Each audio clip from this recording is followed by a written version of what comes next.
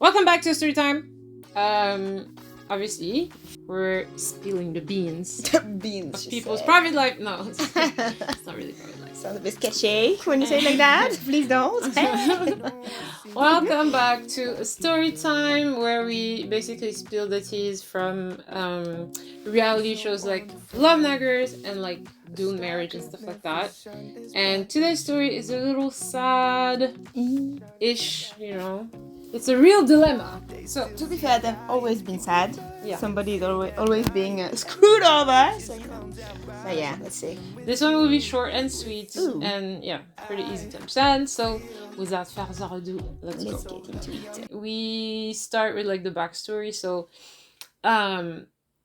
this guy clearly has some kind of mental like depression or something like this, and he's not feeling his best in life. And we see him one day at night in the streets of Seoul, like he's just having like a panic attack, and he's on his bike and he's having a panic attack, so he kind of falls off his bike and he can't breathe, like he's really having a hard time. And then someone finds him, like this girl who's also on her bike finds him, or I think she was running, but whatever.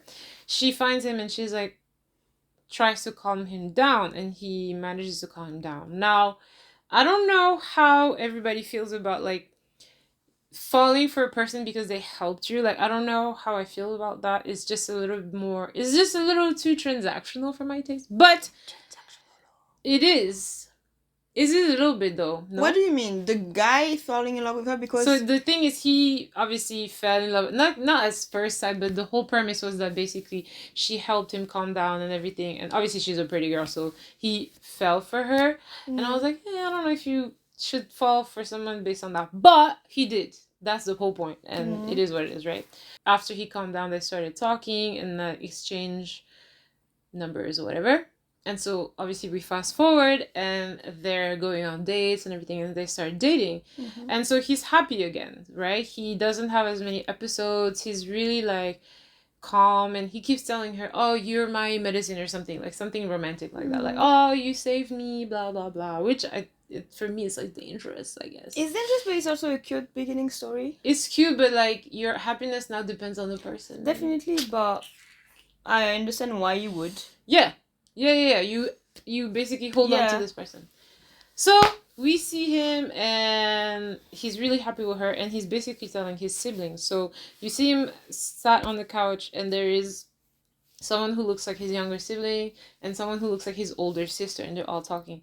And they're like, oh, you look so happy these days, like we're so glad that you're doing better, da da da. And the sister's like, oh, you should show us a picture. And he shows the selfie he took with the girlfriend, and then the sister's face goes fully like white, like she's seen a ghost. And she's like, what do you mean? Like, are you insane? And he's like, why? Like, what? Do you know this girl? She's like, don't you know she's whatever. What kind of name should I use? Let's say Thomas. Thomas is his younger brother. She's like, don't you know this is Thomas's girlfriend? And he's like, what? And then the camera pans out, and then you see that the first vision, like our first vision is all them three sat on the couch, and then the camera pans out and it's just him and his sister. And then you realize that the younger brother actually passed away the year before from like an accident, and he was basically dating that specific girl. And I don't know if they fought, I don't know what the reason was, but he was basically on his way to go see her and got run over by a car. And so obviously the sister knew about the relationship. The big brother did not know. He met her completely out of the blue. And the sister associates her with the death of her brother. She's like, she killed him, it's her fault. She loses her mind. She's like, what the hell are you doing? Like, you cannot date her. Like, how dare you do this to him? And he's like, but I didn't even know it was the same person. Like, obviously he tells the girl, and she's like, I had no idea that you were his big brother. Like, I had no clue. I didn't, in Korea, people don't really meet each other's families until they're like serious about each other. So yeah, it is very probable that a person doesn't know who your siblings are. Especially since they have like a lot of the same names. Exactly. It can overlap, so you will never like, oh yeah, you must be related. No, yeah, just because two people are named Kim doesn't mean shit. So she probably did not see it coming, and so they're like, oh my god, what's gonna happen? Da da da. So now the sister is like, you need to break up with her immediately. Like, what the hell? So obviously he's torn and he doesn't know what to do. And you basically go back, like there is a flashback on how depressed he was and how she basically nursed him back to life. And he confronts her with, I mean, not confront, it was not her fault, but she's like, I had no idea. And she's also fully like, what the hell? That must be freaky on her part as well, huh? What? Anyway, yeah. Like, she just got over the death of her boyfriend. Like, it's not like they broke up, he just died. She just got over it. And now, she also must feel, like, even if it's not her fault at all, she must feel so guilty. Yo. So anyways, the sister is like, you need to break up with her. So he goes to see her and he's like, she actually says it first. She's like, well, I guess there is no other way. Like, it would be the best thing to break up, right? He was like, I don't know if I can, but yeah, that is the right thing to do. So you see him, he's like asking his friends, asking family, whatever, like just talking to everyone. And so they end up breaking up. But literally there is like a 5-minute montage of him just being depressed in his house. He starts having episodes again, like he's just really like just crying during the night, like just can't even like live. And obviously she's also really, really, really sad and depressed. So yeah, so basically his mental health goes down again. And that's why I was like, it's crazy to associate your mental health and your well-being on one person, but at the same time, like, I understand. So yeah, he just can't live without her, basically.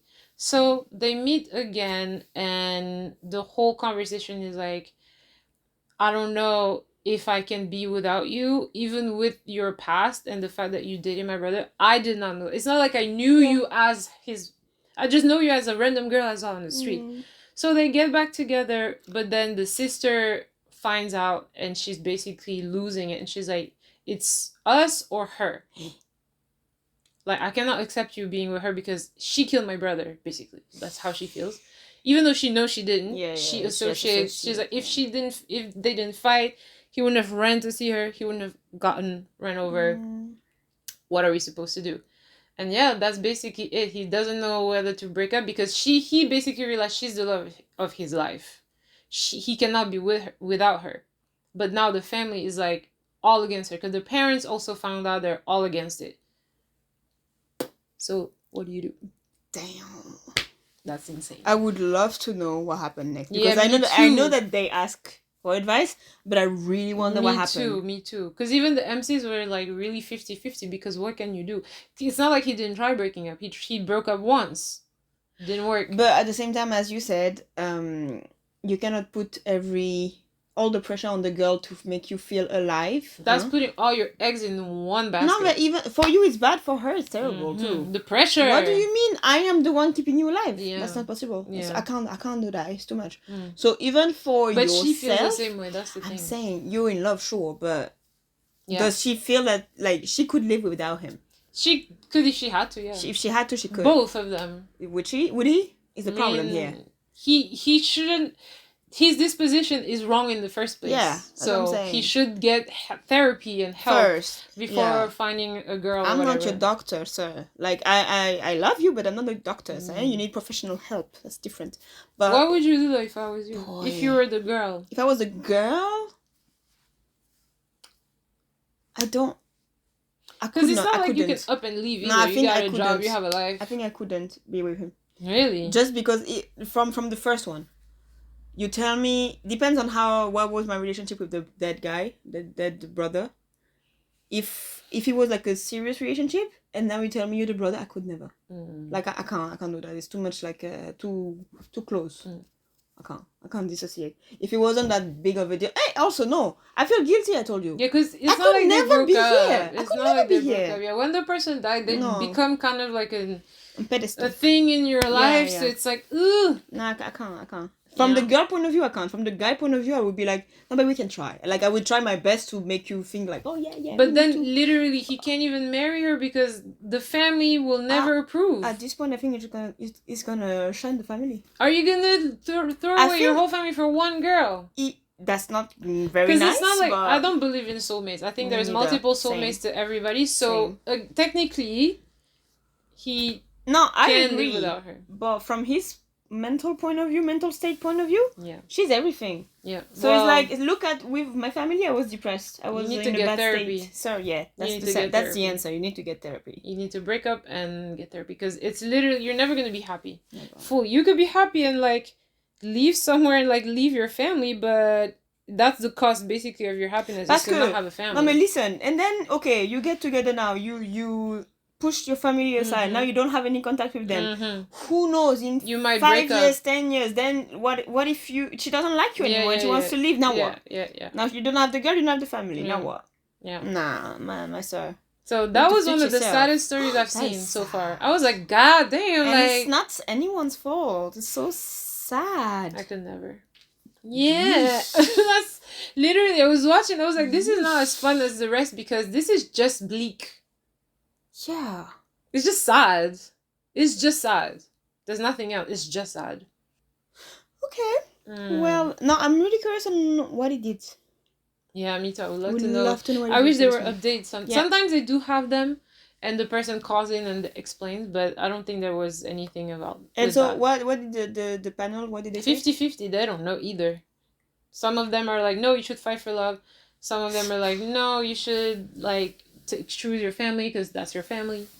So I would choose the family. That's a lot of trauma right here. Huh? Now, even if you don't choose the family, it's a lot of trauma for you, for everybody involved. So horrifying. No. Can't do it. Sad because it was a good thing. Yeah. But then no, sometimes timing people not working out. I was so shook. I was like, whoa, okay. That's bad. That is bad. That is not cute at all. So yeah. Short and not so sweet. Not so sweet at all, actually. At all. Question though, do y'all believe in soulmate? Because she doesn't, I don't. Yeah. Some people I think there's multiple soulmates. Yeah. Not just one. Not even soulmate. I think maybe people you vibe with. Yeah, there's not the one. I don't believe in the one. Do you believe in? Where did I see that recently? Do you believe in what's the word? Love at first sight. I believe in lust at first sight. Lust at first sight, yeah. Because how you love somebody you don't know.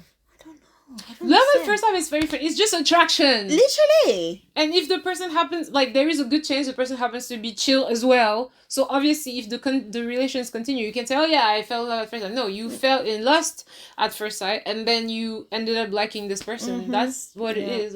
You don't know this person. How you love them? I understand. Even in movies, even when I was young, I saw the movie and they were like the slow-mo and the guy were like... Why? Because they're attractive. Why? Yeah, okay, but they make it seem like, oh my God, that's the love of my life. No, what's his name? No. There's just chances that they're not an asshole. Yeah. Because not everybody, most people are pretty chill. So they're just good-looking people who turned out to be nice as well. So you're like, ooh, the relationship can continue, I guess. That's all. So yeah, that's how I feel. But let us know what you would do if you were in this situation. I hope you're never in this situation. Yeah, I don't wish that on anybody. And I guess we'll see you in the next one. On this sad note, we will see you later. Bye. Jesus. C'est trop heavy. So lucky I met you.